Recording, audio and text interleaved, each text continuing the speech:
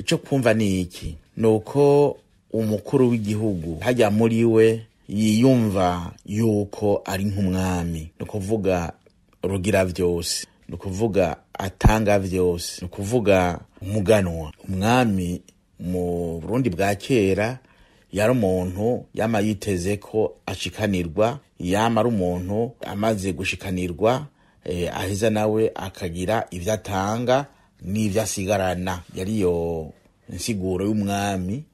Hanyuma umwami nawe yaba afise abantu babaganwa biwe bamufasha gutwara abo mu nda y'ingoma. Kugana no kuvuga kugenda iyo umuntu ari ntiwagenda rero imbokoboko, wagenda ujanye kugira ngo bwa mbere akumenye, amaze kukumenya aguhe gusabishe, ko benshi bayo bagiye gusaba. Rero uyu munsi byerekana aho Burundi bugeze. Urabona ko uyu munsi umukuru w'igihugu inkatunze n'amadekre. Ayo madekre niyo amugize, niyo atuma aha uwashaka. Uyu munsi turi mu gihugu gikennye, aho yo mukuru w'igihugu aguhaye dekre abakugaburiye nizo nkatanga. Kugira ngo rero uronke dekre uyu munsi urabwirizwa kumenyana n'umukuru w'igihugu, kuko abarundi ari benshi azokumenya ubwa mbere kubera ko mwiganye, mubana, musangiye idini, mwajanye hamwe mw'ishamba, mwahuriye kuri kaminuza makajana mw'ishamba. Ni mwene ivyo ahanini usanga bigize imimenyane n'umukuru w'igihugu. Usanga rero harya wogenda kuraba nk'abantu bafise ibibanza bikuru wosanga mu ntango yavyo hari mwene iyo mimenyerano, mwene iyo migenderanire.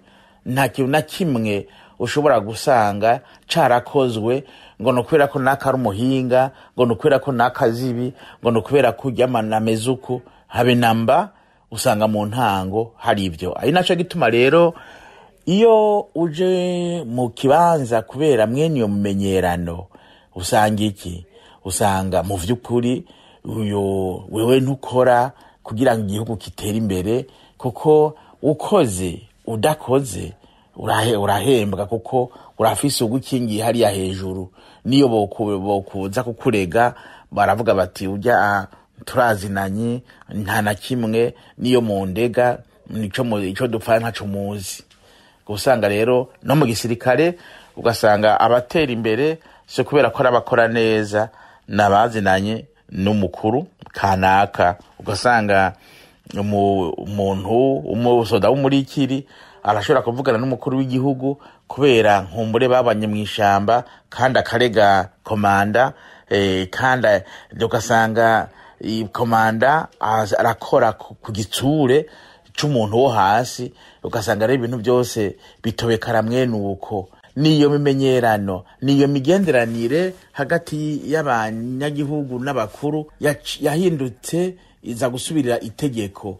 Mu bisanzwe mu gihugu abantu babangana, no kuvuga ivyo babwirizwa kuronka babwirizwa kubihabwa n'itegeko, kuko itegeko ribivuga.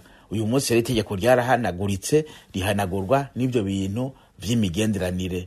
Bogero nico kibazo uyu munsi kiri mu gihugu kijanye no kudatera imbere, kubera ko abo giteje imbere, abokora ngo gitera imbere bakora bisunga inyungu za naka, bakora kugira ngo banezereze naka, ntibakora kugira ngo banezereze abanyagihugu. Rero ibyo bintu bijya bintu ubona byo gushikana ntuzogire bifise yindi nsiguro. Nta yindi nsiguro ihari hanini atari iyo.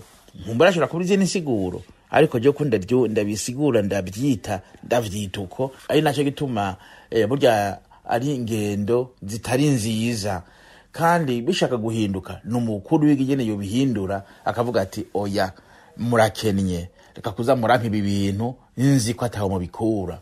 Hanyuma uwo bizana wo bigira kabiri gatatu amubwira uko ntasubira. Naco gituma rero ni inyifato zo gutuza, mugabo uzotangura kuzituza n'ubunyene kubihabwa, aho kumva ko anezerewe nuko hawe n'ibintu ubundi uwo munyagihugu asigara aridoga canke mu mutima canke abona ko ashobora kubitanga kugira ngo kandi adafise ico agaburira umwana kubwo ashaka ko bazomuraba ryiza akazogaburira umwana ejo. Urumva amategeko agenga igihugu aba yamaze guta umurongo, naco gituma mu bitembagaza igihugu cacu n'ivyo birimwo.